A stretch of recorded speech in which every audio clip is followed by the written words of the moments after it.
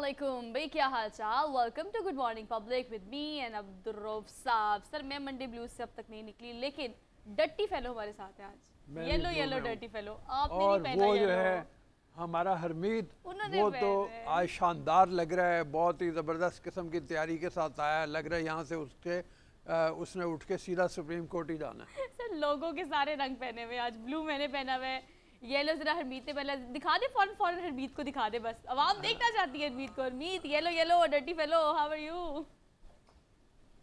हाँ जी, अस्सलाम वालेकुम सर। मॉर्निंग। वैसे आप दोनों बड़े प्यारे लग रहे हैं माशाल्लाह। मैं कहता हूँ कि भाई एक तो कल मंडे, वैसे नॉर्मली तो ये होता है ना कि वीकेंड गुजर जाता है, तो मंडे का दिन ऐसा लगता है कि हाँ आप हल्के फुल्के फ्रेश लगते हैं, लेकिन ट्यूसडे ज़्यादा फ्रेश लगते हैं। आप दोनों ज़्यादा फ्रेश लग रहे हो। और आपने लोगों की बात की, हाँ एक तरफ ब्लू, एक तरफ येलो और दूसरी तरफ ब्लैक, और वो सब ब्लैक कोट पहन के, तो पूरा वो हमारा जो लोगो है ना पूरा सेट लग रहा है। हाँ। लेकिन आपको पता है सर, मैं एक चीज सोच रही हूँ, we are glued to TV screens nowadays. Netflix dramas पहले वहाँ बहुत देखती थी, अब तो कल या रात अगर देर तक आप टीवी देखिए तो सोचते हैं कि रात को कौन सी डेवलपमेंट हो जाएगी, और फिर हो जाती है रात को। सुबह उठ के हम सबसे पहले ये देखते हैं कि रात को क्या हुआ सर। मतलब एक सियासी मंजरनामे पे सियासी फिल्म। अकेला सियासी नहीं है ना, इस वक्त जो सूरत हाल चल रही है उसका हमारे मुल्क के मुस्तकबिल से बहुत ज़्यादा गहरा ताल्लुक है। आप ये देखो कि मुआशी सूरत हाल दिन ब दिन ख़राब हो रही है, हम रोज़ ये बात कहते हैं। और कल भी ये हुआ कि जनाब तकरीबन 3 रुपए कुछ पैसे फिर रुपए की डिवैल्यूएशन हुई, 232 रुपए पे पहुँच गया, 30 से भी ऊपर चला गया ओपन मार्केट में, इससे भी ज़्यादा है। तो बहरहाल हम ज़रा थोड़ी सी गुफ्तगू कर लेते हैं। कल जो जी 235 पे तकरीबन पहुंचा हुआ है, और एनालिस्ट जो हैं वो कह रहे हैं ये 250 पे पहुंचेगा। तो जो डर है वो ये है कि इतना ज़्यादा मुल्क की महंगाई पे महंगाई होगी ज़्यादा जिसकी कोई हद नहीं। कल मैं पढ़ा था कि एक टोयोटा कंपनी जो है उसने अपनी प्रोडक्शन बंद कर दी है, और उन्होंने जिन लोगों ने पैसे लगाए हुए हैं उन्होंने कहा है कि अपने पैसे आप वापस मंगवा लें, क्योंकि हम फिलहाल प्रोडक्शन नहीं कर रहे हैं। और अगर आप ऑप्ट करते हैं इंतजार करने का, तो 3 महीने। साहब आप देखें गाड़ियों की जो प्राइस है, जो पाकिस्तानी गाड़ियाँ हैं उनकी प्राइस भी अगर आप आज पूछें तो उसमें भी 2-2 लाख से ज़्यादा इजाफा जो है वो हो चुका है। इस तरह आप बाइक्स की तरफ जाते हैं तो वहाँ पे आप प्राइस पूछें, जो C70 मिलती थी 70-80 हज़ार रुपए की, आज वो 1,40,000 पे पहुँच गई है। तो प्राइस जो है वो दिन पर दिन बढ़ रहे हैं, डॉलर की प्राइस बढ़ रही है। तो एक तरफ हम देखते हैं तो दूसरी तरफ हम अपने पॉलिटिशियन को देखते हैं, हैरानी होती है, हंसी भी आती है, दिल भी खफा होता है। कल जो हरकत हुई, यानी जो प्रेस कॉन्फ्रेंस हुई और वो भी वज़ीर-ए-आज़म हाउस में हुई, उस पर पूरी दुनिया जगहसाई हमारी हो रही है कि पाकिस्तान की जो हुकूमत है, पाकिस्तान के जो वज़ीर ख़ारजा है, उनको अपनी बड़ी अदालत पे एतबार ही नहीं है। आप हिंदुस्तान के चैनल खोल के तो बंदे को वैसे ही हैरानी होती है कि उनको तो वैसे भी खबर चाहिए होती है हमारे हवाले से। तो ये सिचुएशन है इस वक्त हमारे मुल्क की, हमारे मुल्क के इदारों के साथ। जिद चली हुई है ना, अगर आप सुप्रीम कोर्ट के हवाले से भी देखें तो वो जो फुल बैंड बनाने की बात हो रही है, वो भी फुल कोर्ट, वो भी 3 जजेस जो हैं उनके ऊपर सारे का सारा वो अपने ऊपर लिया हुआ है। और वो भी मसला ये है कि अपोजिशन जो है वो तो एतमाद का इजहार कर रही है, जिसमें PTI मेन सर फहरिस्त है और काफली के लोग हैं। लेकिन जो हुकूमत है और हुकूमती इत्तेहादी हैं, वो एतमाद उनको नहीं है सुप्रीम कोर्ट के ऊपर किसी भी सूरत में, 3 जजेस के ऊपर। और वो मरियम ने कल जो बड़ी सख्त बात की, उन्होंने कहा कि जैसा मैच फिक्सिंग होती है उस तरह बेंच फिक्सिंग भी हो सकती है। तो अब आज उन्होंने बाइकआउट का ऐलान किया हुआ है, कल ही कर दिया था बाइकआउट का ऐलान कि हम कार्रवाई का हिस्सा नहीं बनेंगे। इसका मतलब क्या होगा कि जो भी फैसला होगा उसको मानने से इनकारी हैं। और फिर वो भी वही धमकी दे रहे हैं कि जनाब अगर अवाम इदारों के बारे में कोई बात करते हैं, इदारों को तनकीद का निशाना बनाते हैं, तो उसमें अवाम का कसूर नहीं है बल्कि इदारों का कसूर है। ये सूरत हाल और ज़्यादा अनसर्टनिटी पैदा कर रही है। और जैसे हमने कहा कि अनसर्टनिटी का नतीजा जो है मुआशी हालात हमारे पहले ही ख़राब हुए में, उस अनसर्टनिटी में और ज़्यादा इजाफा हो रहा है। एवरीवन एंड हिमसेल्फ, ये स्टेटमेंट सूट करती है बिकॉज हर बंदा सिर्फ अपने बारे में सोच रहा है। पहले किसी लीडर को हरमीत आप कहते हुए देख लेते थे कि अवाम को ये मसला है, अवाम का वो मसला है, अवाम परेशान है, भाई अब आवाम का तो जिक्र कोई करता ही नहीं है ना, अब तो बस ये बात है कि भी हमने कोई कैसे पूछता नहीं है। वो ये वही फजल रहमान साहब हैं, जब ये निकले थे अपना लश्कर लेके कि भाई महंगाई मार्च मैंने करना है, बिलावल भुट्टो भी साथ में लेके निकले थे। लेकिन आज देखें ना इनकी हुकूमत आई है कैसे ये चुप हो गए हैं। आप देखें टमाटर की प्राइस का आप पूछें, बाजार में जाएं तो आप जाके आलू और प्याज का भाव का पता करें तो पता चल जाए। गरीब आदमी से आप पूछे, एक मजदूर आदमी, एक दिहाड़ीदार तबके के आदमी से आप पूछे तो लोग तो खुदकुशियों पे आ गए हैं। मैं तो बहुत सारे लोगों से जब मिलता हूँ तो मुझे बड़ी हैरानी और परेशानी होती है कि लोग कैसे सर्वाइव करते हैं, लेकिन इनको तो परवाह नहीं है। तो हालात इस किस्म के, आपके रूस साहब की बात दुरुस्त है कि एक बेचैनी, एक बेयकीनी की सूरत हाल है और वो बढ़ती जा रही है कम होने के बजाय। खैर हमने इसकी तरफ भी चलना है, सारी बातें हम करेंगे। अहमद बिलाल महबूब हमारे साथ मौजूद होंगे। अब जो बाइकआउट कर दिया है हुकूमत ने, जो कार्रवाई है सुप्रीम कोर्ट की, उसके हवाले से हम बात करेंगे तफसील में कि क्या सूरत हाल बनेगी। फिर अगर आज जो कोई फैसला कर दिया सुप्रीम कोर्ट, उसको तो मानने से पहले ही उन्होंने इनकार कर दिया। कार्रवाई किस तरह की होगी जिसमें एक पार्टी है ही नहीं, तो उस बारे में क्या प्रेशर इतना बढ़ जाएगा कि जिसकी बुनियाद के ऊपर जो फुल बेंच बनाने की तरफ चलें। हालांकि पहले जो चीफ जस्टिस है उन्होंने कहा कि चूँकि छुट्टियां चल रही हैं, जजेस बाहर हैं मुल्क से, तो जो फुल बेंच है वो तो सितंबर में बन सकता है और उस वक्त तक मुल्क को छोड़ा नहीं जा सकता इस हालत में कि जहाँ इतनी अनसर्टेनिटी हो। तो उस हवाले से भी देखना है हमने। और सर मुल्क की तारीख में पहली बार ऐसा हुआ है कि इस्लामी जमहूरिया पाकिस्तान की वो अदालतें जो सुप्रीम कोर्ट हम कहते हैं, उनकी बात मानने से, उनकी प्रोसीडिंग से इत्तेहादी हुकूमत ने साफ इनकार कर दिया है। ये किस तरफ चीज़ें जा रही हैं, पहले कभी ऐसा नहीं हुआ। इसके बाद पाकिस्तान के साइड इफेक्ट, आफ्टर इफेक्ट्स जो पाकिस्तान को बेयर करने पड़ेंगे, पाकिस्तान की आवाम को बेयर करने पड़ेंगे, वो क्या हो सकते हैं, इस पर हम सीनियर एनालिस्ट जो हैं उनसे उनका तज्जिया लेंगे। और टॉप स्टोरीज में आज हम ये डिस्कस करेंगे कि तीन नजरें इस वक्त टीवी स्क्रीन पर है। सियासी फिल्म में कौन सा हीरो एंटर होगा और कौन सी जो विलन है उसकी एंट्री होगी। सुप्रीम कोर्ट के फैसले पर नजर है सबकी और सब स्क्रीन के सामने बैठे हुए। इसको डिटेल में आज की टॉप स्टोरीज में हम डिस्कस करेंगे। आगे बढ़ेंगे तो सूरत हाल सर खराब ही है। बारिश का पानी, कराची की कोई फुटेज देख लो इंस्टाग्राम पर, फेसबुक पर, ट्विटर पर, तो बारिश की वो सूरत हाल है कि बस ना ही पूछे। डिफेंस क्या, कोरंगी क्या, एक्सप्रेस, कोई भी अहम शहराएं सर वो पानी से यहाँ तक भरी हुई है। हाँ, मैंने भी तस्वीरें देखी है, बहुत सारी डूबा हुआ है सब कुछ। और दोबारा और आगे स्पेल की क्या सूरत हाल उस हवाले से भी बात करेंगे हम। बात करेंगे सर। हाँ जी सर आगे बढ़ेंगे, आपको बताएंगे कि आपके घर का जो कूड़ा करकट है, घरेलू वो जो आपका वेस्टेज होता है, उसको किस तरह से प्रोडक्टिवली इस्तेमाल किया जा सकता है और उससे पैसे कैसे कमाए जा सकते हैं। बड़ा ज़बरदस्त टॉपिक है। मैं मुझे याद है बहुत अर्सा पहले एक डॉक्यूमेंट्री मैंने देखी थी जापान के हवाले से। मैंने उसका पहले भी एक बार जिक्र किया हुआ है कि किस तरह से एक छोटे से गांव में, जिसको एनवायरनमेंट फ्रेंडली बेस्ट गांव कहा जाता है वहाँ पे इन द वर्ल्ड, तो वहाँ पे यानी 3 तरह के जो आप कह लें टोकरियाँ जो हैं वो घर वालों को दे दी जाती हैं। एक में शीशा डालते हैं, एक में प्लास्टिक वगैरह टाइप की जितनी चीज़ें होती हैं, और एक में जो डालते हैं फलों के छिलके, सब्जियों के छिलके वगैरह। तो पूरे को भी डिफरेंशिएट कर दिया फूलों के जो फलों के और सब्जियों के छिलके वगैरह हैं उसको वो ले जाते हैं, उसके वो खाद बनाते हैं और वही खाद फिर गांव में तकसीम की जाती है, जिससे वो अपनी किचन गार्डन चलाते हैं। और क्या शानदार चीज़ें पैदा कर रहे हैं वो, और बाकी जो है उसको रिसाइकिल किया जाता है। ये भी बहुत अच्छी बात है। पूरा प्रोसीजर आपसे शेयर करेंगे ताकि आपके भी दिमाग में आए कि भी कैसे पैसा कमाया जा सकता है, लेकिन कम उम्री में कैसे पैसा कमाया जा सकता है। ये स्टोरी भी आज की टॉप स्टोरीज का हिस्सा है कि सर 2 बहन भाई हैं, छोटे हैं, पैसे बहुत कमा रहे हैं। तो जो बड़े घर बैठे हैं ना स्क्रीन के उस तरफ, वो सोच लें कि पैसे कैसे कमाने हैं। तो हम उनको बताएंगे, आज बड़ों को बताएंगे छोटे बच्चे के पैसे कैसे कमाने हैं। सर कल हमारी ये रह गई थी द लॉर्ड ऑफ रिंग्स, ये जो हमने ट्रेलर दिखाना था। ट्रेलर आते हैं ना तब अब्दुल रऊफ सब बहुत खुश होते हैं, मुझे मज़ा आता है। अब्दुल रऊफ सब के जो एनालिसिस होते हैं, तबसरे होते हैं मूवीज़ को लेके, मुझे आपके बाद इंटरेस्ट पैदा हो गया मेरा मूवीज़ देखने में।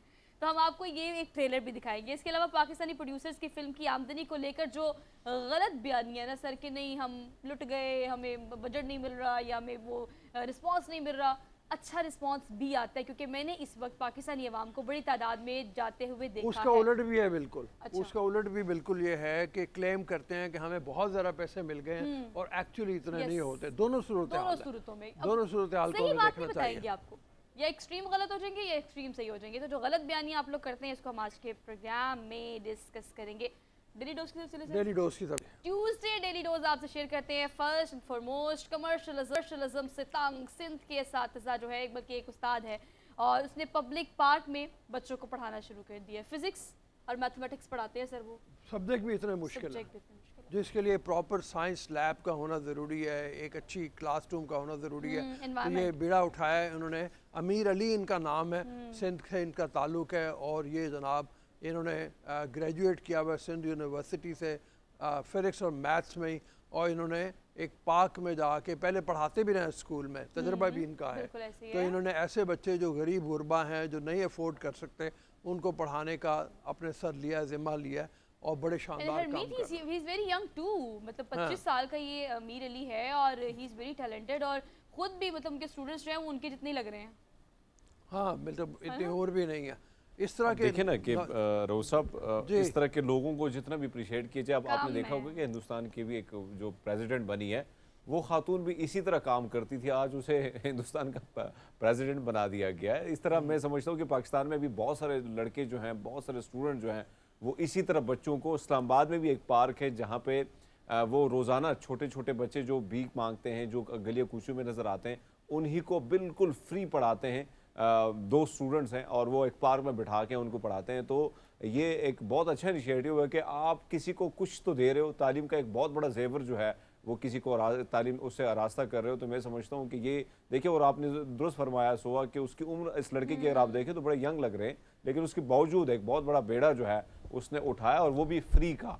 ये बहुत बड़ी बात होती कि अब मुफ्त अपनी एनर्जी, अपना सब कुछ ज़ाया करना ताकि किसी और का भला हो, किसी और का मुस्तकबिल जो है वो संवर जाए। और अनयूजुअल सी बात है सर, ये बच्चा जो है उसके मतलब जो पेरेंट्स अपने बच्चों को पढ़ने के लिए भेजते हैं वो हैरान भी होते हैं, लेकिन अप्रिशिएट भी करते हैं इस चीज़ को इतना है कि स्कूल कॉलेज यूनिवर्सिटीज़ की जो इतनी भारी भरकम फीसेस होती हैं, बल्कि फ़ीस होती है, वो हम नहीं भर सकते। तो ये एक ऐसा उस्ताद है जो कि बच्चों को फ्री ऑफ कॉस्ट और मतलब उनकी हैसियत के मुताबिक फ़ी लेता है। ये इसने खुद कहा है कि अगर कोई बच्चा मुझे पैसे नहीं दे सकता तो मैं उससे पैसे नहीं लेता, मैं फ्री पढ़ाता हूँ। ये और भी बड़ा काम है।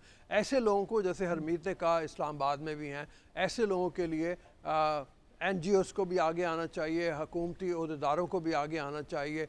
इनको अगर बना के दे दें कोई जगह ऐसी तो कितना अच्छा हो जहाँ पे ये और ज़्यादा बेहतर तरीके पे अपना काम कर सकें।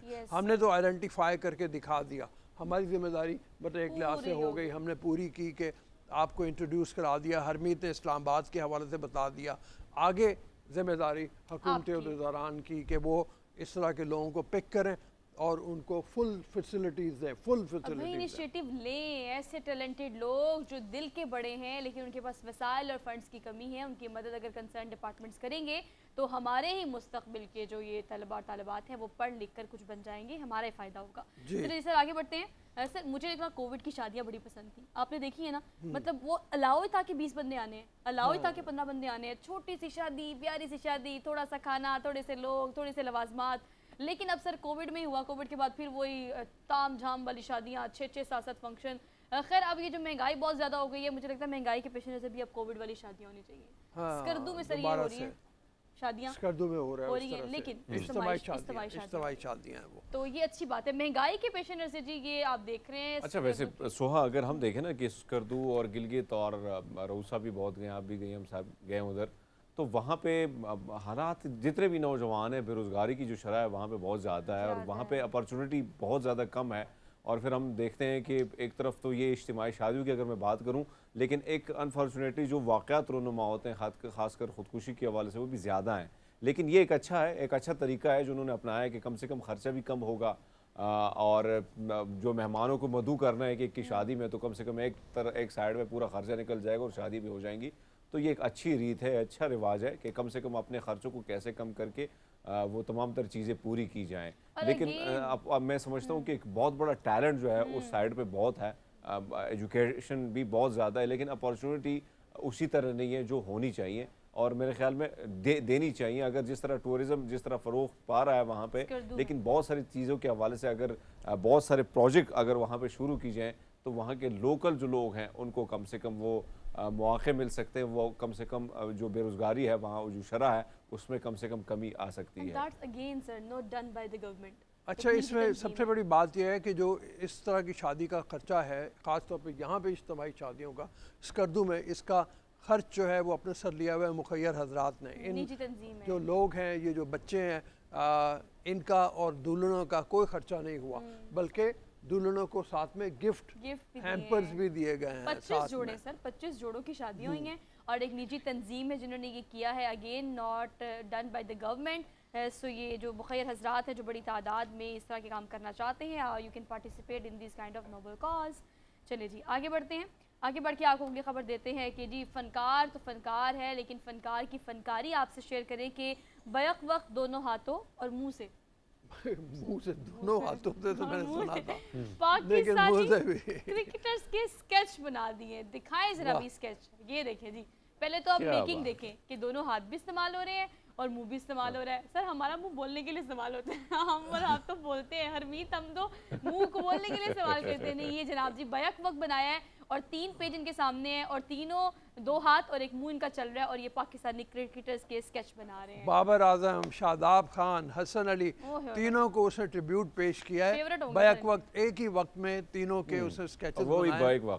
हाँ, बैक वक्त मतलब मैंने हरमीत ये तो सुना था, बहुत ही अनयूजुअल किस्म के लोग होते हैं जिनके दोनों हाथ चल रहे होते हैं, लेकिन मुंह से भी साथ में कमाल है भाई। मतलब मैं तो कह रहा हूँ जितना इसके डिफरेंट स्केचेस बनाना जरूर सब, ये बड़ा मुश्किल काम है कि आपका ध्यान इस तरफ है कि बाबर के बाल कैसे हैं, तो इस तरफ देखना है कि दूसरे के बाल कैसे हैं, दूसरे के मूछें बनानी है कि नहीं बनानी है, ये सब की तरफ ध्यान देना और एट अ टाइम आप लगे रहें और बनाते जाएं। और जिस तरह रुसवा कह रही कि भैया हम तो सिर्फ मुंह का इस्तेमाल बातों के लिए कर रहे हैं, ये उधर से भी फायदा उठा रहा है। मैं पता मैंने क्या कहूंगी, मुझे मिले सर, बल्कि काम करते हैं इनको नेक्स्ट टाइम अपने प्रोड्यूसर से कहा कि ना शो में बुलाते हैं, कोशिश करते हैं इनको बुलवाया जाए। वक्त हम तीनों का स्केच बनाएं, एक अब्दुल रऊफ साहब का, एक मेरा और एक हरमीत का। बिल्कुल ठीक है, बिल्कुल सही है। कोशिश करते हैं ये हमारे साथ राब्ते में आ जाए। लेकिन टैलेंट तो भाई टैलेंट है भाई, फ्रॉम आवर साइड भाई बहुत अच्छा टैलेंट है आपका। ये जो वीडियो क्लिप वायरल हुआ है सोशल मीडिया पे, काफ़ी उसको पजीराई मिल रही है, अप्रिशिएट कर रहे हैं लोग, एक्स्ट्राऑर्डिनरी टैलेंट है। और सर स्केच वैसे ही हाथ से बनाना और एक एक्यूरेट बनाना वो वैसे ही बड़ा मुश्किल काम है, फिर आप मुंह से बना रहे हैं। अगली खबर है हमारे पास एक रोबोट की, फिर एक रोबोट कुत्ता है जो मुसल्ला है और ये गार्ड के तौर पे फ़राइज़ अंजाम देता है। मॉस्को में, रशिया में एक रूसी मुजिद ने इनका बनाया। इनका नाम बड़ा मुश्किल है, अलेक्जेंडर एनामेनोफ। और उसकी कमर पे उन्होंने एक सब गन मशीन लगा दी है जनाब। AK-47 से मिलती जुलती मशीन है, मशीन गन है जो मतलब दूर तक निशाना लगा सकती है बड़ा कामयाबी के साथ। और ये मुस्तकबिल में इस तरह की चीज़ें और भी आएंगी, और भी कई कंपनियां काम कर रही हैं। और आप ये देखेंगे मुहाफ़िज़ जो हैं, बजाय इसके कि जब आप टेररिस्ट से लड़ने के लिए या मतलब ऐसी जगहों पे भेजते हैं जहाँ पे पता नहीं चलता, तो आप इंसानी नुकसान से बचाने के लिए इंसान को इस तरह की चीज़ें भिजवाएंगे फिर आप। तो ये बहुत ही ज़बरदस्त किस्म की, मैं तो कह रहा हूँ, ईजाद है। पहले भी मैंने इसके बारे में पढ़ा था कि रोबोटिक फ़ौजी आने वाले हैं, लेकिन ये तो पूरा मुहाफ़िज़ है भाई मतलब। और हमने कुछ अर्सा पहले एक दिखाया भी था कि UAE के एक रूलर जो हैं वो अपने साथ गए थे और अपने साथ एक रोबोटिक मुहाफ़िज़ लेके गए थे। उसने भी हर तरफ गन्स लगाई हुई थी, किसी वक्त वो भी दोबारा दिखाएंगे आपको। लेकिन ये जो है ये जनाब कमाल मतलब इसका है। अगली खबर क्या है जी हमारे पास? सर अगली खबर जो है हमारे जेम्स पास वेब की, जेम्स वेब वो जो दूरबीन है जिसने कहकशां दरियाफ्त की, एक सबसे पुरानी कहकशां जो है वो उसको दरियाफ्त किया है। और उसके हवाले से दुनिया की भी वो कहते हैं कि कब से दुनिया शुरू हुई थी। सर वो हमने पढ़ा नहीं था बचपन में, बिग बैंग थ्योरी आपने पढ़ी होगी ना, याद होगा अरमीत, बिग बैंग थ्योरी पर हमने पढ़ी थी।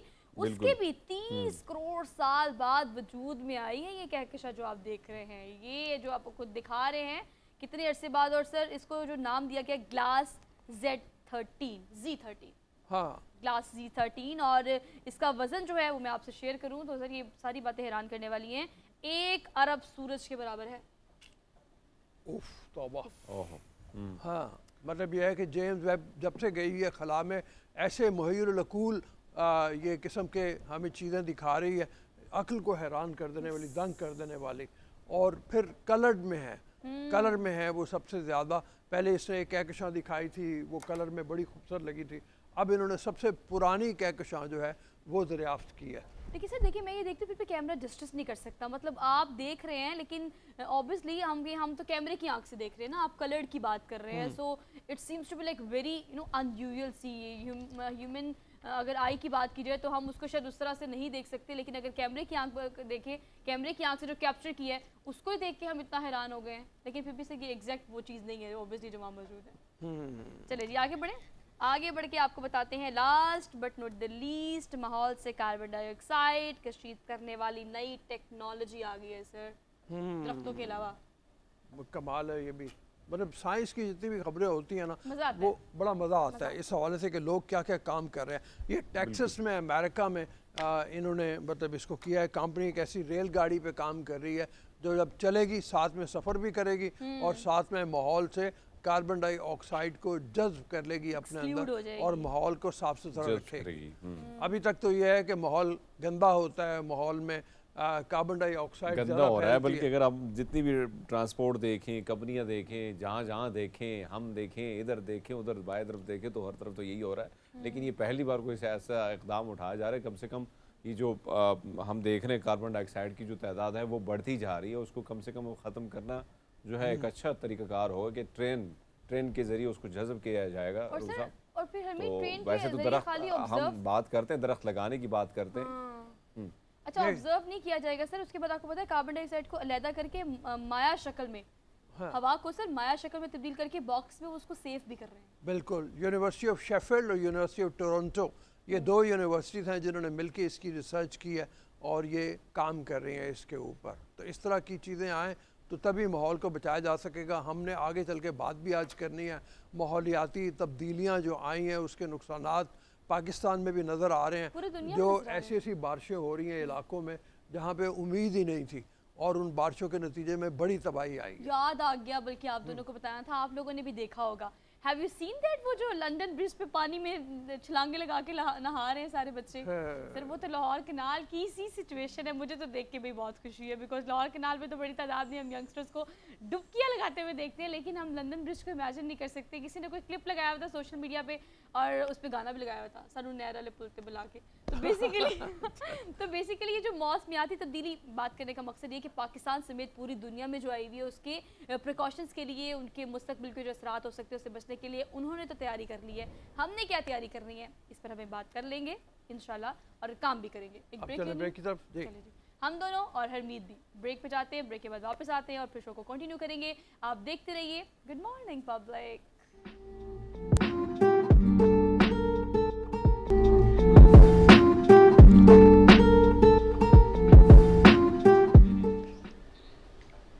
Welcome to the show after the break. जैसे कि आप जानते हैं कि सुप्रीम कोर्ट का 3 रुकनी बेंच सुन रहा है ये दरख्वास्त कि क्या हमजा शहबाज शरीफ जो हैं उनको वजारत आला पे कायम रखना है या नहीं रखना। जो 63A आर्टिकल है उसकी तशरीह क्या होगी, उस हवाले से 3 रुकनी बेंच की जो कार्रवाई है, कल उसने ये कहा कि जो हुकूमती इत्तेहाद है उसकी ये रिक्वेस्ट और चौधरी शुजात की ये रिक्वेस्ट कि इस बेंच को, इस कोर्ट को फुल कोर्ट होना चाहिए जिसमें तमाम जजेस हों ताकि कोई मुतनाज़ चीज़ ना आए, उसको दरख्वास्त को रिजेक्ट कर दिया। और उसके नतीजे में कल रात एक मीटिंग हुई तमाम हुकूमती इत्तेहाद की जिसमें PDM की पार्टियां भी थी। उन्होंने भी कहा कि अगर ये नहीं होगा तो हम उस बेंच को नहीं मानते जो 3 रुकनी बेंच होगा। उस बुनियाद के ऊपर उन्होंने कहा फिर हम कार्रवाई का हिस्सा नहीं बनेंगे।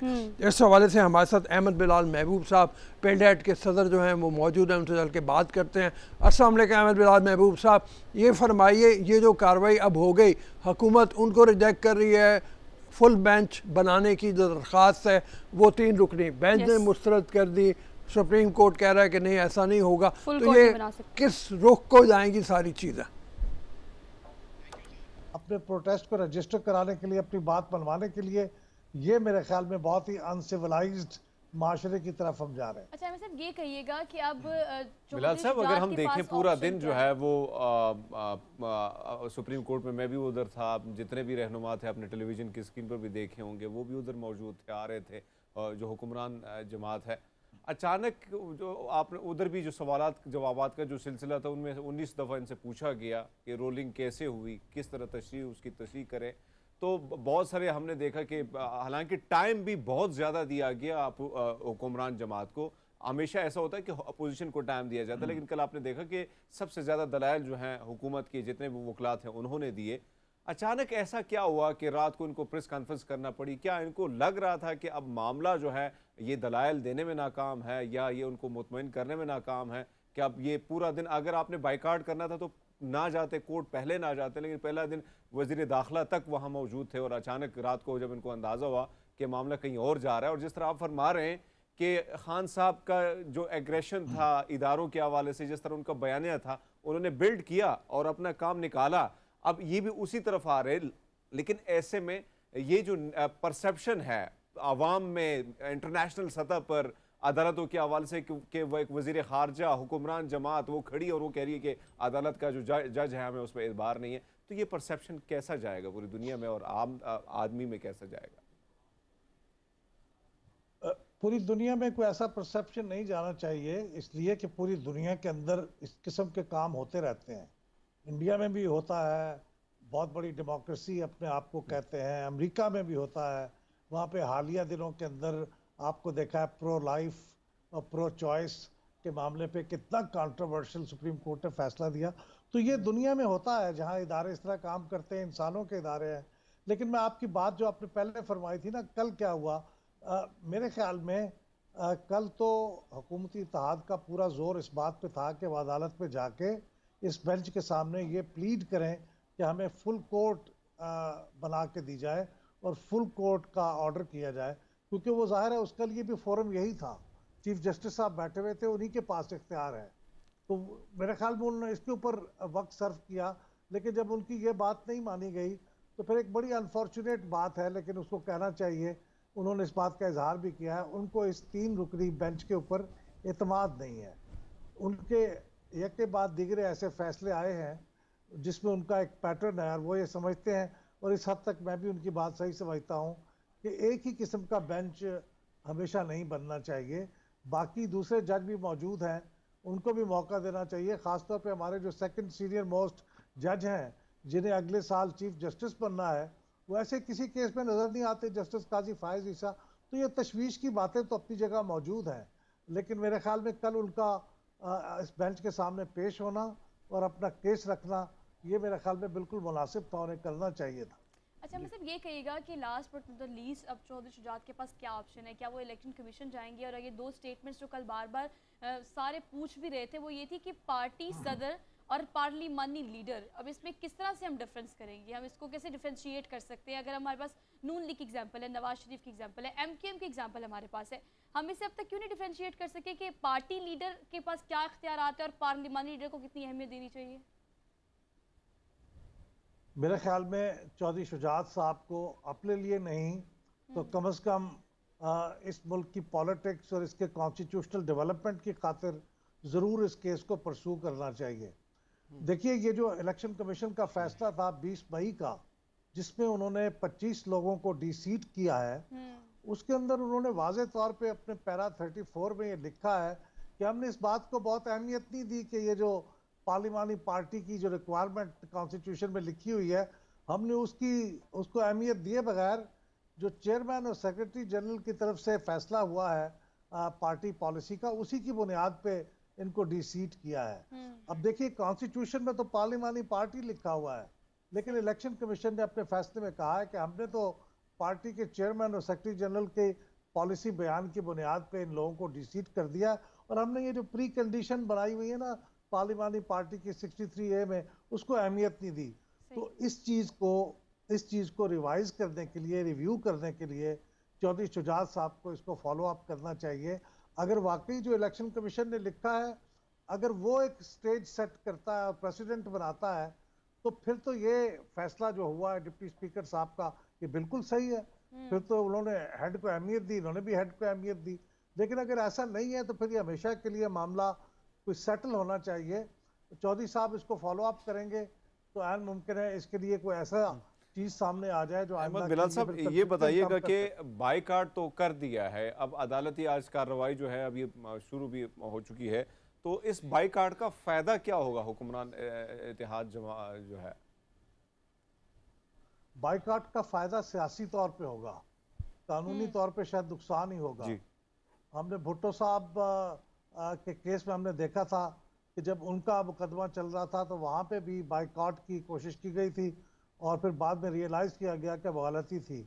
ऐसे किसी भी अहम केस में आपको कभी भी बाद में रियलाइज किया गया था, और सर हमेशा बाद में रियलाइज किया जाता है जब खत्म हो जाती है चीज़ें। ठीक है, बाइकआउट की बात हो रही है। बाइकआउट अहमद बिलाल महबूब साहब ये फरमा रहे थे कि नहीं करना चाहिए, नहीं करना चाहिए, बिल्कुल सियासी नुकसान होगा, सियासी उसका नुकसान होता है। तो बहरहाल अभी जो सूरत हाल है वो ऐसी डेवलप हो रही है कि बाइकआउट हुकूमत ने कर दी है और उनके वकला पेश नहीं होंगे। 11:30 बजे का टाइम दिया गया था और 11:30 बजे प्रोसीडिंग शुरू होनी है। वो प्रोसीडिंग क्या होगी उस तरफ से भी अगर देखा जाए जिसमें हुकूमत के लोग नहीं होंगे उसका फ़ायदा क्या लेकिन ये होगा। देखना वाकई अभी छोटी सी हमने ब्रेक लेनी है। आप न्यूज़ देखिए, ब्रेक के बाद वापस आते हैं, शो को कंटिन्यू करेंगे। Keep watching good morning public.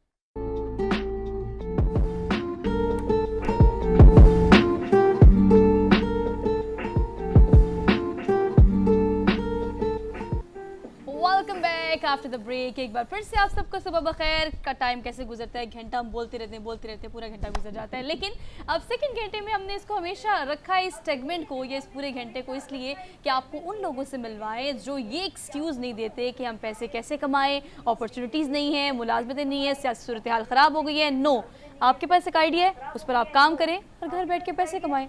Sir अब मेरे ख्याल से साइमा से मुलाकात कराते हैं। ठीक है, साइमा विलियम हमारे साथ मौजूद हैं, मौसमियाती प्रोग्राम की सरबराह हैं ये, और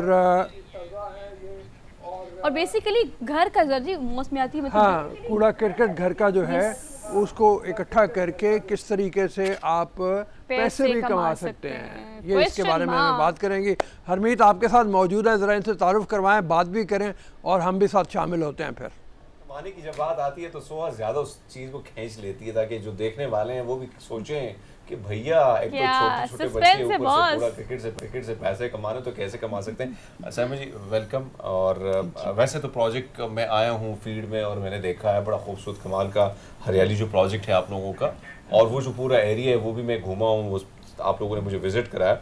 थोड़ा सा जानना चाहेंगे इस प्रोजेक्ट के हवाले से आपसे। जी बिल्कुल, ये प्रोजेक्ट हम लोगों ने 2017 में H9 के एक इलाके में शुरू किया था। हमारी ऑर्गेनाइजेशन पाक मिशन सोसाइटी, उनका ये पायलट प्रोजेक्ट था जिसमें हम सॉलिड वेस्ट मैनेजमेंट के कॉम्प्रिहेंसिव सोल्यूशन को लेकर आए हैं। एक ऐसा सोल्यूशन जिसमें ना सिर्फ ये है कि माहौल को आलूदा होने से बचाया जा सके, बल्कि उसमें से ऐसी फाइनेंशियल स्ट्रीम्स को निकाला जा सके ताकि अगर गवर्नमेंट इस मॉडल को रेप्लिकेट करती है तो वो फाइनेंशली सेल्फ सस्टेनेबल हो। इस मॉडल के बीच में हम घर घर से कचरा जो है कलेक्ट करते हैं और इसके साथ साथ लोगों को इस बात की अवेयरनेस देते हैं कि उन्होंने कचरे को अलग अलग करके देना है, क्योंकि अभी तक मेरा ख्याल आम पब्लिक इस बात को नहीं जानती कि अगर कचरा एक बार मिक्स हो जाए तो फिर वो रिसाइकल नहीं हो सकता, उसका कोई ट्रीटमेंट नहीं हो सकता। तो ये जो सॉलिड वेस्ट मैनेजमेंट का कॉम्प्रिहेंसिव सोल्यूशन है, इसका सबसे फर्स्ट स्टेप ये है कि जब लोग घर में कचरा जनरेट करते हैं, वेस्ट जनरेट करते हैं, तो उसको साथ साथ अलग कर दें। ग्रीन वेस्ट जिसमें फलों और सब्जियों के छिलके होते हैं उसको हम ऑर्गेनिक कंपोस्ट यानी खाद में कन्वर्ट करते हैं जो कि सेल हो जाती है। इसी तरह से जितने स्क्रैप है, कबाड़ है, वो फर्दर रिसाइकलिंग के लिए, अपसाइकलिंग के लिए यूज़ होता है। और इसी तरह से जब लोग वेस्ट कलेक्शन के लिए सर्विस फी देते हैं तो इस तरह से 3 रेवेन्यू स्ट्रीम्स हैं जो कि इस मॉडल को सस्टेनेबल करती हैं। अच्छा, जो एरिया आप लोगों ने चुना है H9 के एरिया, उसमें सारी बात है CDA, वहाँ पे कब्ज़ा माफ़ी भी बहुत ज़्यादा, कब्ज़ा माफ़ी लफ्ज़ इस्तेमाल करेंगे तो CDA वहाँ पे जाके प्रॉपर काम नहीं करती, बीमारियाँ बहुत ज़्यादा थी उससे पहले। मैं क्योंकि ज़ाहिर बात है हम ATU में काम करते थे तो वहाँ से अक्सर जाना, हमें अंदाज़ा होता था लोगों के रहन सहन से भी। तो उस इलाके के, जब से ये प्रोजेक्ट आप लोगों ने शुरू किया है तो उस इलाके के लोगों के रहन सहन में कितना फ़र्क आया है, और साथ साथ में हम बात करते हैं पैसे के हवाले से, तो रोज़गार उन लोगों को कैसे मिला और क्या तरीक़ाकार होता है पैसे कमाने का? जी बिल्कुल, हम लोगों ने इस मॉडल को जो सबसे hard core area, worst area, मतलब कि जो इलीगल स्लम्स थे, जिनकी कोई गैर कानूनी हैसियत थी और जहाँ पर CDA इस वजह से वहाँ पर अपनी सर्विसेज नहीं दे पाती थी क्योंकि वो गवर्नमेंट की प्लानिंग में शामिल नहीं होते। हमने इस मॉडल को इसलिए वहाँ पर स्टार्ट किया कि अगर ये वहाँ पर वर्कबल है तो फिर ये रेस्ट ऑफ द कंट्री में भी, बाकी सारे मुल्क में भी रेप्लिकेट हो सकता है। ये CDA की जगह है जहाँ पे फार्म हाउसेज हैं, वहाँ पर हमारा हरियाली हब मॉडल मौजूद है। और 2 एरियाज़ हैं जहाँ पर हम लोगों ने इसको बहुत डायनामिक किस्म के रिजल्ट्स देखे हैं, एक हेल्थ के एरिया में और एक लाइवलीहुड में। हेल्थ क्योंकि जब हम लोगों ने कच्ची आबादियों की सिलेक्शन की तो ये इर्द गिर्द घिरी हुई थी वेस्ट के बहुत बड़े बड़े पाइल्स से। हमने वेस्ट को रिमूव करवाया, लोगों को अवेयरनेस थी। अब वहाँ पे कोई शख्स ना ही कचरे को बाहर फेंकता है और ना ही कचरे को आग लगाता है, जिसकी वजह से जितनी भी वेस्ट बॉर्न डिजीजेस थी वो सब उनके बहुत ड्रास्टिकली जो हैं वो नंबर्स ड्रॉप किए हैं। इसके साथ साथ लाइवलीहुड अपॉर्चुनिटीज़ जो हैं वो इस मॉडल में वो उसी कम्युनिटी के लोगों को सबसे पहले ऑफ़र की जाती हैं। सो वो लोग वहीं से इन्वायरमेंट गार्ड्स जो कि वेस्ट कलेक्ट करते हैं, हम उनको माहौल दोस्त या माहौल मुहाफ़िज़ का नाम देते हैं, वो हमारे इन्वायरमेंट गार्ड्स जो हैं उनको हम जॉब्स देते हैं। इसके अलावा उन्हीं कच्ची आबादियों में से वो लोग जिनका इस कचरे के काम के ऊपर पहले से एक्सपीरियंस है, उनको हमने सॉलिड वेस्ट मैनेजमेंट के बिजनेसेस स्टार्ट करके दिए। एक तो कम्युनिटीज़ में जो उनसा हमारा सोल्यूशन है उसके अकॉर्डिंगली वो वेस्ट कलेक्ट करते हैं, और इसके साथ साथ वो अब एक आम जॉब करने वाले शख्स से उनका जो स्टेटस है वो एक बिजनेस मैन का जो है वो हुआ है। सो एक बिजनेस माइंडसेट हमने लोगों को दिया है कि वेस्ट जो है वो वेस्ट नहीं है, बल्कि वेस्ट एक रिसोर्स है जिसको आप इवन के यूज़ करके एक छोटे पैमाने पर कारोबार भी स्टार्ट कर सकते हैं। अच्छा ठीक है अच्छा, सर। वैसे कुछ रोसा कुछ चीज़ें मैंने वहाँ पे देखी कि सोलर्स के ज़रिए जिस तरह वो मेल्ट की जाती है बोटल्स वगैरह को, और उसको दोबारा आप रिसाइकल करके उसी का इस्तेमाल करते हैं। मैंने वैसे वो वीडियोस वगैरह दी भी थी, पर मेरे प्रोड्यूसर साहब जो हैं वो चला नहीं, शायद मुश्किल है इस वक्त उनको चलाना। लेकिन रोज़ साहब आपको कोई सवाल हो तो आप पूछ सकते हैं। जी, मैं ये पूछना चाह रहा था साइमा से कि मैंने जापान में एक मिसाल देखी थी, मैंने शुरू में उसकी मिसाल भी दी, और वो ये है कि 3 मुख्तलिफ तरह के टोकरे जो हैं वो दिए जाते हैं घरों में, ताकि वो तीनों चीज़ों को अलग अलग करें, टिन अलग करें, शीशा अलग करें, और फिर फलों के छिलके और सब्जियों के छिलके, ग्रीन वेस्ट जो है उसको अलग करें। क्या इस तरह का भी कोई काम आप कर रहे हैं, या लोगों को किस तरह से मोटिवेट करते हैं, सिखाते हैं कि वो तीनों को अलग अलग रखें, ताकि उसको जिस वक्त मैनेजमेंट की बात हो, इकट्ठा करने की बात हो, तो उसमें आसानी आए? जी बिल्कुल रऊफ साहब, आप बिल्कुल ठीक जो है वो पहुँचे हैं। हमारा सेम हरियाली हब मॉडल इन्हीं निकात के ऊपर जो है वो बेस करता है। हम लोग भी 3 वे सेग्रीगेशन करते हैं। हम लोग 3 बिन बास्केट्स जो हैं वो हाउस होल्ड लेवल के ऊपर हम लोग देते हैं, और लोग जो हैं वो ग्रीन जो हमारी डस्टबिन होती है उसमें सिर्फ फलों और सब्जियों के छिलके डालते हैं। जो हमारी येलो बास्केट होती है उसमें स्क्रैप यानी कबाड़, जिसमें पेपर, गत्ता, प्लास्टिक, शीशा, वो सब चीज़ जो रीयूज़ हो सकती है उसमें डालते हैं। और जो रेड या ब्लैक कलर की बास्केट होती है उसमें रिजेक्ट वेस्ट डाला जाता है। सो हमारा हरियाली हब मॉडल जो है वो इसी प्रिंसिपल पे बेस करता है। इसी वजह से जब इन्वायरमेंट गार्ड्स उनसे पिक करते हैं तो उनको सेग्रीगेटेड वेस्ट मिलता है, और अगर इन केस उनको सेग्रीगेटेड ना मिले तो वो वहीं पर एट सोर्स कलेक्शन के टाइम पर सेग्रीगेट करते हैं, जिसकी वजह से हमारे लिए ये पॉसिबल होता है कि हम स्क्रैप को फर्दर रिसाइकल और अपसाइकल कर सकें, और इसी तरह से ग्रीन वेस्ट को ऑर्गेनिक कंपोस्ट में कन्वर्ट कर सकें। तो ये सेम वही मॉडल है जिसका आप जिक्र कर रहे हैं। अच्छा साइमा, मुझे बताएगा कि आम पब्लिक को थोड़ा इस हवाले से अवेयर करना बड़ा ज़रूरी है कि आप भी शुरू में ही उसे कैटेगराइज कर सकते हैं, डिफ्रेंशिएट करें कि आपने ग्रीन वेस्ट अलग रखना है, आपने शीशे अलग रखने हैं, आपने बॉटल्स अलग रखनी है।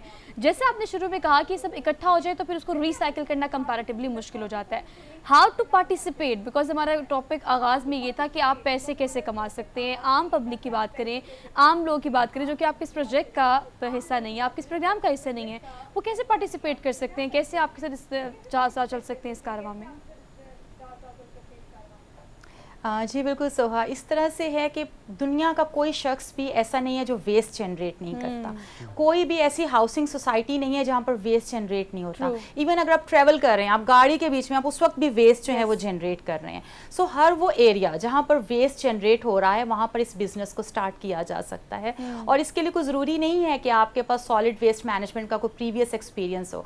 आप जस्ट लोगों से जो है आपने हाउस होल्ड लेवल के ऊपर वेस्ट को कलेक्ट करना है, उनसे आपको सर्विस फी मिलेगी। आपने साथ साथ पैरेलल उनको अवेयरनेस रेजिंग देनी है कि वो आपको सेग्रीगेटेड वेस्ट दें। आपके इन्वायरमेंट गार्ड्स या वेस्ट कलेक्टर्स जो हैं वो उनको उसकी सेकेंडरी सेग्रीगेशन भी कर सकते हैं at the point of collection. और जब वहाँ से आपकी स्ट्रीम्स निकल आएंगी वेस्ट की, सेग्रीगेटेड वेस्ट की, तो आपके पास फर्दर वहीं से ऑप्शंस होंगी कि आपने स्क्रैप के किस कंपोनेंट के साथ क्या करना है, प्लास्टिक को क्या करना है, शीशे को क्या करना है, ग्रीन जो है उसकी कंपोस्ट हो जाएगी। तो ये बहुत सिंपल है, इसमें कोई रॉकेट साइंस रिक्वायरमेंट्स नहीं है। सिर्फ अगर किसी को इस बात का जो है वो कन्विक्शन हो कि इस कारोबार को करने से आप सिर्फ पैसा ही नहीं कमा रहे बल्कि माहौल को भी महफूज कर रहे हैं। यानी कि जो फलों और सब्जियों के छिलके हैं जब वो लैंडफिल साइट पे जाते हैं, डंप साइट पर जाते हैं, तो वहाँ पर उसमें से लीचेट जो है वो सिक्रीट होता है जो कि सॉइल को कंटामिनेट करता है और आपका अंडरग्राउंड जितना ड्रिंकिंग वाटर है वो अब पीने के काबिल नहीं रहता। इसके अलावा उसमें से मीथेन और कार्बन डाइऑक्साइड सिक्रीट होती है जिससे एयर पोल्यूशन इंक्रीज होती है और जो कि अल्टीमेटली क्लाइमेट चेंज का कॉज बनता है। तो अगर आप, ये एक ऐसा बिजनेस है जिसमें आप इन्वायरमेंट को भी प्रोटेक्ट कर रहे हैं और आप जो है उससे पैसा भी कमा रहे हैं। अच्छा, ख़ासकर आप एनवायरनमेंट चेंजेस के हवाले से भी आप बहुत ज़्यादा काम कर रही हैं। आजकल अगर हम देखें जो बारिशें कुछ ज़्यादा आ रही हैं, फिर हम इंग्लैंड की तरफ जाएं, अभी सुबह कुछ वीडियोस का जिक्र भी कर रही थी कि वहाँ पे लोग डुबकियाँ लगा रहे हैं नाले में ना, मतलब मज़े ले रहे हैं। तो ये जो सूरत हाल है कि इंग्लैंड कभी लोगों ने सर्दियाँ देखी नहीं, गर्मियाँ देखी नहीं थी, अब वो वहाँ पे गर्मियाँ बड़ा मुश्किल से गुजार रहे हैं। इधर हमारे हालात भी कुछ इस किस्म के हैं। तो किस तरह हम पार्टिसिपेट कर सकते हैं इस एनवायरनमेंट को महफूज बनाने के लिए? जिस तरह आपका है, आपकी जो ऑर्गेनाइजेशन है हरियाली, या आपका जो प्रोजेक्ट है मुख्तलिफ पाकिस्तान के मुख्तलिफ कोनों में ये काम कर रहा है, तो इस तरह हम कैसे इस प्रोजेक्ट का हिस्सा बन के या हम आप कैसे पार्टिसिपेट करके कम से कम इन चीज़ों से अपनी आने वाली नस्लों को, क्योंकि आने वाला दौर इससे और ख़तरनाक होगा। बिल्कुल ऐसे ही है हरमीत साहब, ये जो अभी आप वेदर में इतने सडन चेंजेस देख रहे हैं ये क्लाइमेट चेंज ही का इम्पैक्ट है, जिसमें आपके जो वेदर पैटर्न्स हैं वो इतने ड्रास्टिकली चेंज हो जाते हैं कि हम उनके साथ उतनी तेज़ी से अडेप्ट नहीं कर पाते। बारिशों के वेदर्स, इनकी टाइमिंग्स चेंज हो गई हैं, इनकी इंटेंसिटी बहुत हार्श हो गई है और मैन काइंड जो है वो उसको सर्वाइव नहीं कर पाती, उसके साथ कोप नहीं कर पाती। इसमें हमारे बहुत छोटे छोटे एक्शंस जो हैं इसमें कॉन्ट्रीब्यूट करते हुए अभी तक उन्होंने एक्यूमुलेट कर दिया है इफेक्ट को, जिसमें से एक जैसे ये सॉलिड वेस्ट मैनेजमेंट है, मैंने आपको बताया कि सॉइल को भी कंटामिनेट करता है। इसमें से मीथेन रिलीज होती है जो 84 टाइम्स ज़्यादा स्ट्रॉन्गर और ज़्यादा डेंजरस है as compare to carbon dioxide. तो ये वो गैसेस हैं जो क्लाइमेट चेंज को कॉज करती हैं। तो हमारे छोटे छोटे इम्पैक्ट्स के हम जब वेस्ट जनरेट कर रहे हैं तो हम अपनी गाड़ी का शीशा खोल के वेस्ट को बाहर ना फेंकें। हमने वेस्ट को सेग्रीगेट करना है, मेक श्योर कि आपका वेस्ट स्क्रैप है तो वो स्क्रैप वेंडर तक पहुंचे। आपका ग्रीन जो है तो आप उसको रूफ टॉप जो है वो कंपोस्टिंग भी कर सकते हैं। आप हाउस होल्ड लेवल के ऊपर भी खाद बना सकते हैं जिनको आप अपने लॉन में, अपने जो है प्लांट्स के लिए यूज़ कर सकते हैं। हमारा every single action counts.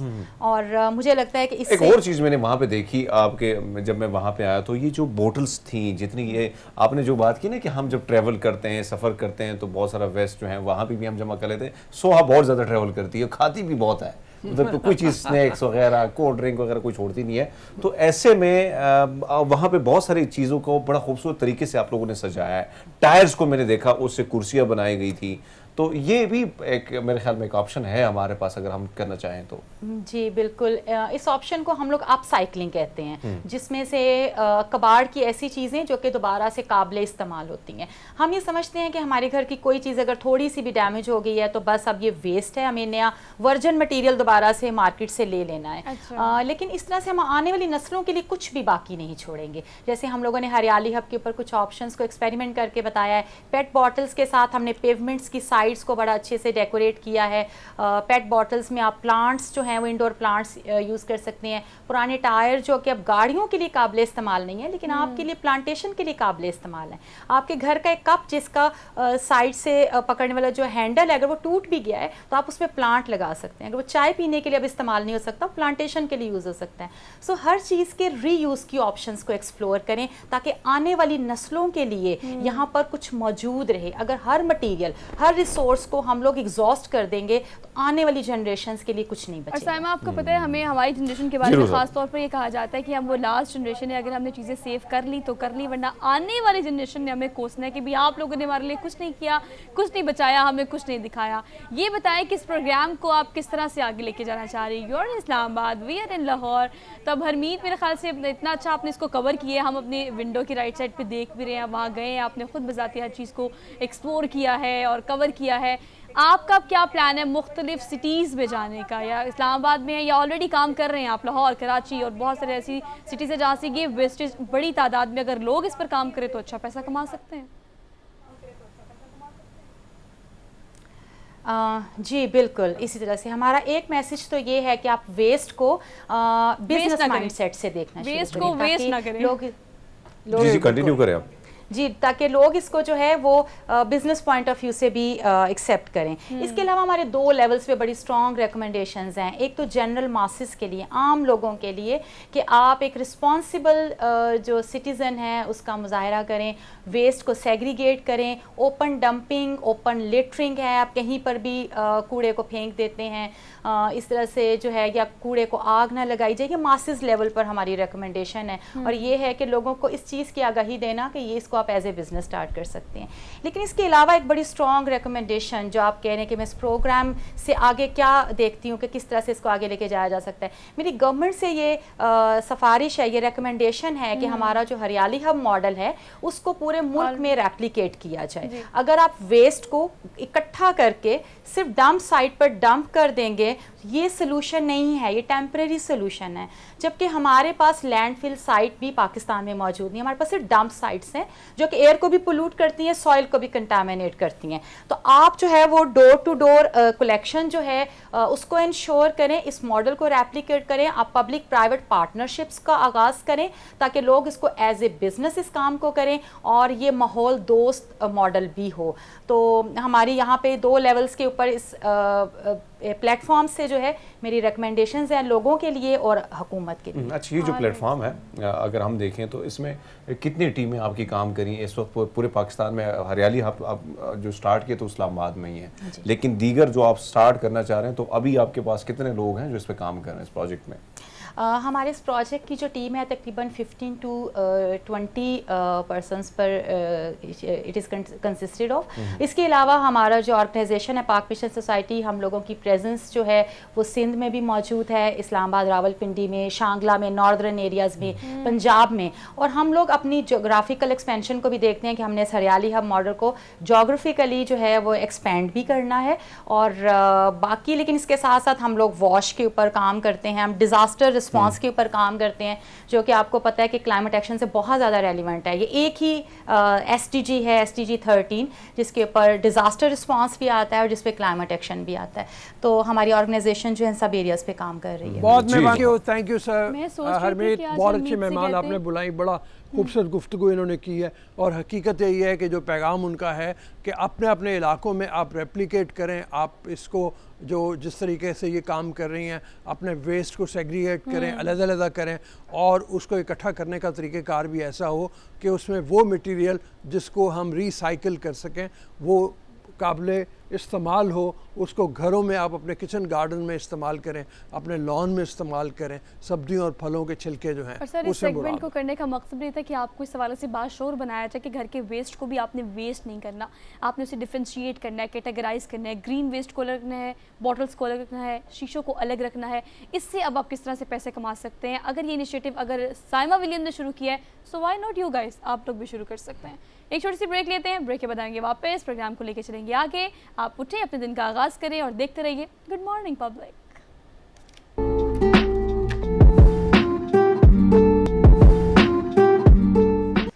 Welcome back after the break. तो brand new segment में let me introduce with you guys these two kids जो सुबह सुबह मज़ेदार सा नाश्ता बना के लेके आए हैं हमारे लिए। लेकिन अभी भी स्क्रीन की उस तरफ जो लोग हमें देख रहे हैं, खासतौर पर यंगस्टर जो सोच रहे हैं कि अर्न कैसे करना है, पैसे कैसे कमाना है, how to start, way to start. तो let me introduce Nile the Nile. हमारे साथ एक्सपर्ट बेकर्स मौजूद हैं। ये छोटे छोटे बच्चे जो कि लाखों कमा रहे हैं, कैसे कमा रहे हैं, कहाँ से स्टार्ट किया, ये आपसे मुलाकात में बताने का मकसद ये कि बच्चे कितनी छोटी एज में, और इट्स बीन लाइक 3 years है, 3 साल से लोग और मैं पुनल भी है, बहन इनकी, हमारे साथ दोनों मिलके काम करते हैं, बहन भाई हैं, दोनों मिलके काम करते दोनों हैं। मिलके काम करते हैं। और छोटी सी उम्र से इन्होंने शुरू किया, मुझे बता रहे थे कि Pandemic से। कोविड के दिनों में इन्होंने शुरू किया और घर पे इन्होंने बनाना शुरू किया ये सब कुछ, जो फिर सोशल मीडिया पे नाइल से चल के बात करते हैं। आपने क्या किया, जो आप बनाते थे उसको सोशल मीडिया के ऊपर डाल देते थे? जी, तो शुरू में हमने अपना इंस्टाग्राम पेज शुरू किया था जिसमें हम जो भी खाना बनाते थे और मीठे बनाते थे वो हम बस पोस्ट कर लेते थे, और जो फ़ोटोज़ हम लेते थे वो इतनी अच्छी नहीं थी पर हम बस डाल देते थे और उससे हमारा ज़्यादा मार्केटिंग और नेटवर्क हुआ था। So sweet. कमाल है। बस फोटोज अच्छी नहीं आती थी लेकिन खाना अच्छा बनता था। अभी भी अगर हम आपको कैमरा जस्टिस नहीं कर सकता अभी हम अगर दिखाएं क्लोज करके आपको, तो सुबह सुबह उठ के नायल और पुनल हमारे लिए कुछ बना कर लाए हैं। क्या बनाया हम पुनल से जान लेते हैं। जी, हमने ये मैंगो पेनाकोटा बनाया है, तो ये कस्टर्ड और जली का मिक्स है। Okay. और ये हमारे पास मैंगो प्यूरे भी बनाया है। किसने? दोनों ने मिलके बनाया है? दोनों ने मिलके अच्छा, कैसे बेकिंग करते हैं घर में दोनों मिलके? ये होता है कि अच्छा लड़ते तो बहन भी सर वैसे बहुत ज्यादा है, तो खाने के मामले में नहीं ये बनाना, नहीं इसका नाम ये होना चाहिए, इसका नाम ये होना चाहिए। हम लड़ते थे तो हमने स्प्लिट किए हमारे डिजर्ट्स। तो मैं थोड़े से बनाती हूँ, वो थोड़ा सा बनाते हैं, तो फिर हमारी थोड़ा सा बना के तंग आ जाती हो, छोड़ देती हो, फिर कहती हो अच्छा बाकी वो बनाएगा। बच्चों केक्स हम बनाते हैं, वो दोनों जो हैं। बड़े अच्छा, बड़े हरमीत क्या भी क्या हमारे है, साथ क्या है नायल आपके पास जो चीज़ें मतलब ख़ास तौर पे जो आपकी ज़्यादा पॉपुलर हुई, मुझे ज़रा देख के बताओ ना। तो मैं ज़्यादा बनाता हूँ, जैसे फ्रेंच डिज़र्ट्स में बहुत बनाता हूँ Okay. और कस्टर्ड्स बहुत बनाता हूँ और फिर केक्स हम मिलके बनाते हैं। तो और आप बताएं क्या आप बनाते अच्छा, हैं? कस्टमाइज्ड केक बनाते हैं पुनः? कस्टमाइज्ड केक बनाते हैं बिकॉज आजकल इसका बहुत ट्रेंड है मार्केट में ना। किसी की बर्थडे और अगर मुझे ब्रांड्स पसंद है या मुझे बारबीज पसंद है तो मुझे बारबी वाला केक ही चाहिए। हमने बारबी वाला केक बनाया था हमारी कजिन की बर्थडे के लिए Okay. एक बार। और हम ग्रेजुएशन, बेबी शावर केक्स भी बनाते हैं बर्थडे के, और वेडिंग केक्स भी बनाते वो हैं। हरमीत वहाँ बैठे हैं, उनके मुंह में पानी आ रहा है, वहाँ बैठे बैठे मैं देख सकता हूँ। बहुत खाते हैं मुंह में हरमीत। पानी आ रहा है। अच्छा, वैसे आप दोनों माशाल्लाह बहुत क्यूट हैं और माशाल्लाह। बातें बड़ी मज़े मज़े की कर रहे हैं। लेकिन ये बताया कि जब पहली पोस्ट आप लोगों ने डाली और जो बनाया, आपने कहा कि भैया आप इसको हर हाल में ना पब्लिक करना है, तो उसके बाद जब पहला ऑर्डर आया तो कितनी खुशी थी कि भैया कमाल है, भाई हम फेमस हो गए, हमारी चीज़ें अब बिकनी शुरू हो गई। जी पुनल, ऐसा पता है क्या है? वो पूछ रहे हैं कि पहली आपको जो ऑर्डर था उसकी एक्साइटमेंट क्या थी?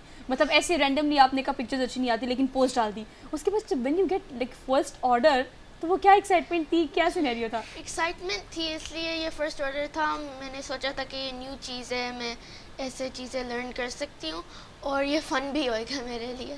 मामा हेल्प करती हैं, अब्बा हेल्प करते हैं बिकॉज आपकी एज ऐसी है कि पढ़ना भी है, सर मार्क्स भी पूरे आने चाहिए, स्कूल भी जाना है, तो how to manage, how could you manage? Weekends पे हम करते हैं और फ्राइडे स्कूल के बाद करते हैं, तो हमारे पास टाइम होता है। अच्छा ना, ये बताएं स्कूल में होता है कि अक्सर औक़ात मुझे लगता है ऐसे ये स्टीरियोटाइप है जो कि इन बच्चों ने ब्रेक किया, and I am very happy with this, कि लड़कों को किचन में कहते नहीं, लड़कियां किचन में जाती है, लड़के किचन में नहीं जाते, अब उनके हाथ में ये पकड़ा देंगे चम्मच एंड ऑल दैट। स्कूल में ऐसा होता है, कहते हैं कि नाल तुम खाना बनाते हो, नाल तुम बेकिंग करते हो, ऐसा होता है? मेरे स्कूल में ज़्यादा ये नहीं होता है, इसलिए कि उधर बहुत ज़्यादा चीज़ें, जैसे उधर ज़्यादा एक्चुअली लड़के, हमारे क्लब्स होते हैं उधर Okay, स्कूल में, that's तो सोइंग क्लब होता है और फिर ऐसे फुटबॉल क्लब होता है, तो उधर असल में ज़्यादा लड़के सोइंग करते हैं और ज़्यादा लड़कियां ऐसे बास्केटबॉल और सॉकर ऐसे पसंद होता है उनको। तो अच्छा नायल, ये बताओ कि क्लास फेलोज जो हैं वो कभी करते हैं ऐसी फरमाइश कि मेरे लिए ये बनाओ, अच्छा तुम इतना अच्छा करते हो तो हमारे लिए भी बना के लाओ, या हम नहीं मानते तुम करते होगे, हमें कोई खिलाओगे तो तब हाँ, मानेंगे? खिला के दिखाओ। हाँ जी, बिल्कुल ये होता है। तो फिर मैं कुछ कपकेक्स बना लेता हूँ, उनको देता हूँ और फिर वो बड़े शॉक्ड होते हैं, सरप्राइज्ड होते हैं। सब कुछ यूट्यूब ट्यूटोरियल से होता है या अम्मा हेल्प करती है? तो YouTube ट्यूटोरियल से हमने सब कुछ सीखा था। मेरी अम्मी ने शुरू में थोड़ा सा हेल्प किया था, बाबा ने भी, अगर कोई बहुत ज़्यादा डेंजरस चीज़ें बना रही हैं जैसे आग के साथ या ऐसे कुछ, पर अब तो हम कम्प्लीटली इंडिपेंडेंट हो गए हैं। अच्छा पुनल, ये जो आपने बनाया ज़रा इसकी रेसिपी बताओ ना, कैसे कैसे किया आपने, स्टेजेस क्या थी बनाने की, ज़रा रेसिपी बताओ। तो मैंने पहले एक पॉट में मैंने क्रीम डाली थी और फिर दूध भी डाला था और फिर चीनी डाली थी, उसको मैंने हीट अप किया था। फिर मैंने जेलेटिन ली थी, उसके अंदर पानी डाला था, उसके लिए वेट करना था। और फिर जब मैं वेट किया था, मैं ये मिक्स करी थी उस पानी नहीं, दूध, क्रीम और चीनी को, और फिर मैंने जेलेटिन डाला था इसके अंदर, मिक्स किया था, मैंगो एसेंस डाला था और थोड़ा सा फूड कलरिंग। ओके अच्छा पुनल, मुझे ये बताओ कि ये इट्स ऑल अबाउट एक्सपेरिमेंट्स। जब आप डिफरेंट चीज़ें मार्केट में लॉन्च करते हैं, कुछ लोगों को तो नाम भी हैरान कुन लगते हैं कि ये नाम what is it called, and ये ऐसे कैसे इसको हम ये कहते हैं। तो ये जो एक्सपेरिमेंट्स है ये रोज़ करती हैं या फिर ट्यूटोरियल्स देखती हैं या खुद भी सोचती है कि यार मैं इसको मिक्स करूँगी तो ये मिक्सचर बनेगा, इसको मिक्स करूँगी तो ये मिक्सचर बनेगा? जी, मैं वैसे सोचती हूँ, बट कभी कभार मैं ये शोज़ देखती हूँ बेकिंग के, और मैं सोचती हूँ मैं इसको बनाना है, बट घर पे ये सब इंग्रेडिएंट्स नहीं है, अच्छा। तो यूजुअली हमको स्टोर पे जाना होता है, बट ज़्यादा टाइम नहीं होता। बट मुझे अच्छा लगता है एक्सपेरिमेंट, डिफरेंट चीजें करना। न्यू चीज़ें। अब तक की सबसे अच्छी आपको अपनी डिश कौन सी लगी है जो घर में अम्मा को आप भी पसंद हो, बताओ, आप भी अब्बा को? बताओ, अलग-अलग आपकी से अपनी बताओ। अलग-अलग बताओ। आपकी फेवरेट कौन सी थी जो आपको लगा यार ये मैंने बनाया है, अच्छा इतना टेस्टी मैंने बनाया है, मेड बाय मी? कौन सी थी? मुझे मेरा सबसे पसंद होता है मेरा rasmalai cake. Okay, rasmalai cake sir. हाँ। हरमीत रसमलाई केक। हरमीत मुझे कह रहे थे बहुत हाँ, खाती है जो मैं इनसे वैसे इसी के साथ ये हाँ, भी तो पूछ लें कि मुझे- सबसे हम मुश्किल बनाते हैं काम, रसमलाई मुश्किल चीज़ चेस्टनट बनाना क्या आपको लगती है कि भाई ये तो ऑर्डर आ गया तो केक बड़ा होता मुश्किल है यार, बहन अपने भाई को कहती है और भाई बहन को कहता है कि भाई नहीं नहीं आपने बनाना है, आपने बनाना है, ऐसा कुछ होता है कभी? अच्छा, रसमलाई केक तो बना लिया। हरमीत आपसे ये पूछ रहे हैं कि सबसे डिफिकल्ट क्या था व्हेन यू गेट स्टार्टेड, और हम लोगों ने शुरू किया तो लगा यार ये तो मुश्किल है। अच्छा, शुरू में ऐसा भी होगा ना, ये बताओ कि चीज़ें ख़राब भी होंगी, बेकिंग ऐसी है कि चीज़ें तो ख़राब होती हैं तो लगता है ये क्या बन गया, तो शुरू में कितना अर्सा लगे ट्रेनिंग में, सीखने में? बहुत ज़्यादा अरसा लगे। तो सबसे पहली बार जब मैंने अपना एक फ्रेंच डिज़र्ट होती है क्रème ब्रूले, जो कस्टर्ड होता है और उसके ऊपर कोई आप चीनी को क्रिस्प बना देते हैं और बहुत अच्छा होता है, मेरी अम्मी का फेवरेट डिज़र्ट होता है। अच्छा, तो जब मैंने सबसे पहली बार बनाया था वो बहुत ही गंदा लग रहा था, ख़राब हो गया था, बहुत ही ख़राब हो गया था। ख़राब हो गया था। अच्छा, फिर मैं और बनाता था और ज़्यादा बनाता था, और फिर एक रेस्टोरेंट ने हमको पूछा कि आप बना सकते हैं हमारे लिए, और फिर अब मेरी स्पेशलिटी बन गई है। अच्छा, जैसे पूनम ने बताया ना रेसिपी इसकी बताई है, आप भी ज़रा लोगों को, देखने वालों को बताओ रसमलाई केक का जो आपकी रेसिपी है वो क्या है, कैसे कैसे प्रोसेस से गुजरते हो आप? तो पहले मैं अपना केक बनाता हूँ, तो केक की रेसिपी तो सीक्रेट है। देखिए बच्चे कितने समझदार हैं। बच्चे, अच्छा जब यहाँ पे एक स्टेटमेंट लिखी हुई थी ना कि कम उम्र में लाखों कमाने वाले बच्चे, नहीं मेरी बात सुने, ये लाखों कमाने वाले बच्चे हमें क्यों देंगे अपनी रेसिपी? हाँ, लेकिन ये अच्छी बात थी जो नाइल ने भी शेयर की है कि किसी रेस्टोरेंट ने उनसे पूछा, उन्होंने कहा कि क्या आप लोग हमारे साथ ऑन बोर्ड ऑन टीम आना चाहेंगे, आपने ये डिज़र्ट बनाकर आपने देना है, आपके रेस्टोरेंट की मेन्यू में शामिल किया गया। That's really good, that's right sir, menu में शामिल किया गया, ये भी एक अप्रिसिएशन है, मतलब एजाज़ की बात है। अच्छा जी, पर और बताएं फ्यूचर प्लान्स क्या है? लाइक मास्टर शेफ पाकिस्तान में तो उस तरह से नहीं है, लेकिन इंटरनेशनल लेवल पे देखा जाए तो बहुत बड़े बड़े इंस्टीट्यूट्स हैं जो कि इस तरह की कॉम्पिटिशंस कराते हैं। Would you like to participate? जी, मैं एक्चुअली मुझे शो में जाना है। एक बार मैंने ट्राई किया था, पहले मैंने आई थी उसके अंदर, बट अगले साल में मैं ट्राई करूँगी। मुझे लगता है मैं आऊँगी उसके अंदर, से फिर मेरे पास और प्रैक्टिस होगी। एज भी तो छोटी है ना, छोटी सी तो है। तो अभी जाहिर ही बात है कंपटीशन में आपको एक स्पेसिफिक क्राइटेरिया होता है, उसके बाद होता है। अच्छा, और नाइल फ्यूचर प्लान्स क्या है आपका? आपको लगता है कि फ्यूचर में आप इसे कंटिन्यू करेंगे, यानी बेकिंग इंस्टीट्यूट बनाएंगे और इस तरह से कुछ इसी में आप अपना फ्यूचर बनाना चाहते हैं? तो हमारे कस्टमर्स बहुत हमको बोलते हैं कि आपको स्टोर फ्रंट बेकरी खोलनी चाहिए, पर अम्मा पापा क्या कहते हैं? अम्मा पापा को पैसा लगाना पड़ेगा ना? बहुत पैसा लगाना होगा, और मुझे लगता है वो हमसे घर से निकाल देंगे। तो जब आप खुद कमा रहे हो तो फिर आप खुद ही पैसे लगा लेना, नाइल अम्मा कह रहा से है, क्यों अम्मा पापा नहीं? घर से निकाल देंगे। आप घर में कब कमाने वाले हैं, आपको कैसे निकालेंगे भाई? ऐसे निकालेंगे आपका ऐसा फ्यूचर है कि नाम होगा पूरी दुनिया में, दो बच्चों का जिन्होंने पेंडेमिक में शुरू किया और छा गए। अच्छा जी, और फिर इसके अलावा कोई बात अपने जैसे बच्चों को जो पढ़ते भी हैं और साथ में इस उम्र में सिर्फ पढ़ते हैं और कोई नहीं करते, एक्स्ट्रा करिकुलर एक्टिविटीज़ नहीं करते हैं, आपकी तरह बेकिंग नहीं करते हैं, कोई और एक्सपेंसिव काम नहीं करते, कोई मैसेज दें अपने जैसे बच्चों को, स्कूल के बच्चे, यूनिवर्सिटी के, कॉलेज के? तो अगर आप छोटे हैं और आपको कोई अपनी ड्रीम्स चेस करनी है और आपको कोई पैशन है किस चीज़ के बारे में, तो फिर आप ज़रूर उसको फॉलो करें। Go for it. कोई स्टेरियोटाइप्स नहीं होते हैं और आप बस उसको पुश बैक करते हैं और आप जस्ट अपना जो आप चाहते हैं वो कर लें। अम्मा पापा कितना सपोर्ट करते हैं, रिलेटिव्स कितना सपोर्ट करते हैं, बस बातें करते हैं क्या बच्चों को किचन में घुसाया हुआ है आप लोगों ने? क्या कहते हैं? तो हमारे रिलेटिव्स बहुत सपोर्टिव है, अच्छा। पर मेरे जो नाना है वो शुरू में बोल रहे थे कि ये चौधरियों का काम नहीं होता ऐसे खाना पकाना। मैं यही सुनना चाह रही थी, क्योंकि one of my very close friend sir वो बेकिंग एक्सपर्ट है, लेकिन उनके वालिद साहब पता नहीं क्या कहते हैं कि क्या वो डोई चम्मच नहीं होता कि तुम हाँ लड़का हो कि डोई चम्मच हाथ में पकड़ किचन में खड़े रहते हो। मतलब ये स्टीरियोटाइप हमने ब्रेक करना है कि कोई भी काम लड़के या लड़कियों का नहीं है, अगर आप उसमें एक्सपर्ट हैं तो आप उसमें पैसा कमा सकते हैं, नाम बना सकते हैं। अच्छा जी पुनल, योर टर्न। कोई जबरदस्त सा मैसेज अपनी जैसी प्यारी प्यारी बच्चियों को। अगर आपको परस्यू करना है एक गोल, इवन अगर आप छोटे हैं फिर आप करें, इसलिए जो आपको आप कर सकते हैं जो भी आपको करना है, इवन अगर आप छोटे हैं। इवन अगर आप छोटे हैं। अच्छा जी, अच्छा सर, लाओ दिखाओ जी, हमें दिखाओ क्या आपने बनाया है। कंप्लीट नहीं है, अब इसको कंप्लीट इसको कैसे तैयार करना है? ओके, शॉर्ट, थोड़ा सा शॉर्ट अगर आप करीब का बना लें, हमारे कैमरामैन जरा एक्टिव हो जाए थोड़ा सा। ये बना के दिखाओ ये जरा। करीब वाला शॉट आ गया है, ये करीब वाला शॉट आ गया हाँ, है। उठा के इसमें दे दो। देख रहे हैं, that is what is it called again? Mango panna cotta. Mango panna cotta sir. Harmeet आप महरूम रहेंगे, हरमीत येलो कलर का उसके ऊपर डला हुआ है। मेरे लिए अच्छा भेज जी। देंगे वरना मेरा गिला Very रहेगा। जबरदस्त। लाइव ही नाश्ता हो रहा है हमारा तो आज। Oh my God, oh my जबरदस्त गॉड। जबरदस्त। देख लो नायला, ये मुझे दे दें। नायल और हमें पनायल इजाजत दोनों से मैं लेते कह हैं, रहा तुम हूँ खाओ। आंखों में पानी आ अब रहा है। हमारी मैं छुट्टी, माफ नहीं अब हम इसे करूंगा। खाएंगे। आप अपना बहुत सारा ख्याल रखें। Thank you so much both of you. आपके अम्मा अब्बा के लिए भी बहुत सारी क्लैपिंग कि उन्होंने इतने कम वक्त में आपको इस काबिल बनाया। Thank you so much guys. अब हम लेंगे आपसे छुट्टी, हम खाएंगे। आप अपना ख्याल रखें। अल्लाह हाफिज़।